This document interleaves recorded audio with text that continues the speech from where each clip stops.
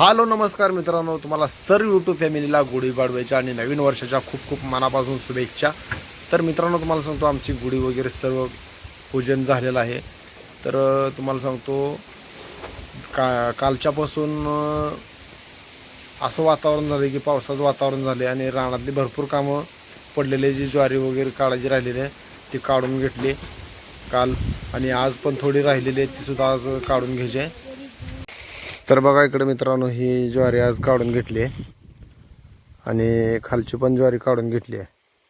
हारभरं निमं काढले तर आणि निमं काढायचे राहिलेत. कालच्यापासून असं आभाळ येते इकडं. बहिणी इकडे तर आमच्या तुम्हाला सांगतो गाराचा पाऊस पडलाय. तुम्हाला ह्याच व्हिडिओमध्ये तिकडला व्हिडिओ दाखवतो बघा. आता बहिणीने पाठवलाय मला. तर मित्रांनो, अशा प्रकारे आमच्या बहिणीच्या गावाला असा पाऊस पडला आणि गारा सुद्धा पडले. तर तुम्ही बघा कशा गारा पडले तिकडं, आणि आमच्या इकडे सुद्धा पडण्याची शक्यता आहे. म्हणून तर आम्ही कामं पटापटा उरकून घ्यायला लागलो. आणि त्यांनी मला व्हिडिओ कॉल करून पण दाखवला आणि व्हिडिओ पण बनवून मला पाठवले. तर म्हणलं तुम्हाला दाखवावं म्हणलं. तर असं बघा जनावर असं खायला येईल वैर. इकडं आपल्या घराच्या पाठीमागे जोडीदाराची बाग आहे मस्तपैकी, तुम्हाला तर माहितीच आहे. ही बघा लागली का इकडे गाजर खायला. सिटीमध्ये माणसाला गाजर खायला भेटत नाही, इकडे आपल्या जनावराला गाजर आहे. हे आपलं बकरं तुम्हाला तर माहितीच आहे, कुठं जाईल तिकडं मागे येते. कोणाला घ्यायचं जर असलं तर कमेंट करायची. आबाळ तुम्हाला सांगतो पूर्ण असा आबाळ आहे. तुम्हाला सांगतो दुपारपासून असं हे आबाळ आहेच. आपल्या घरासमोरच 2 नारळ आहेत. इकडं बघा असं आपण निम्मा हरभर झाकून ठेवले तर, आणि इकडं निम्मा हरभर काढायचे राहिले तर काढायचं पण चालूच आहेत. पावसा पाण्याचं तुम्हाला सांगतो हे काम उरकून घे चालू आहे.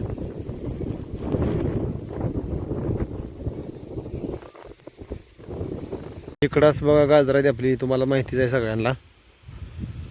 गाजराला आता बी लागले तर बी, हे पांढर जे वर गोल चक्र दिसते हे बी येते त्यात सगळं. मित्रांनो, ही पाठीमागच्या 17 वर्षाखालचा गाडा आहे. तर हे जे बघा मागल्या 2-4 दिवसाखाली चक्र बदलून आणलेले. आता बागत आलो बघा मित्रांनो. बघा वाऱ्याच्या तालावर डाळिंब कशी डुलते नसतं. जो माल आपला हिरव्यात पडलाय त्याला आपण कागद मारून घेतलाय. कागद मारायचे पण भरपूर राहिले ते. जो माल आपला हिरव्यात पडलाय त्याला आपण कागद मारून घेतले. असा माल आहे आपल्या बागात. पर मधनं झाडं गेलेली आहे ते. तिकडून बघा असे मोकळी झाली बाग पाक.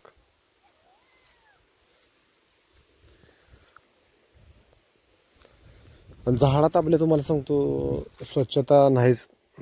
खत वगैरे आपण गाठलेली जायते, हाळे आहेत झाडातनं सगळ्या. आपण कालच्या दिवसामध्ये ही ज्वारी काढून घेतली. गेल्या 2 दिवसापासून ज्वारी तोडून काढली ज्वारी. काही पेंड्या पण बांधल्या त्या आणि काही पेंड्या बांधायच्या राहिल्या त्या पण.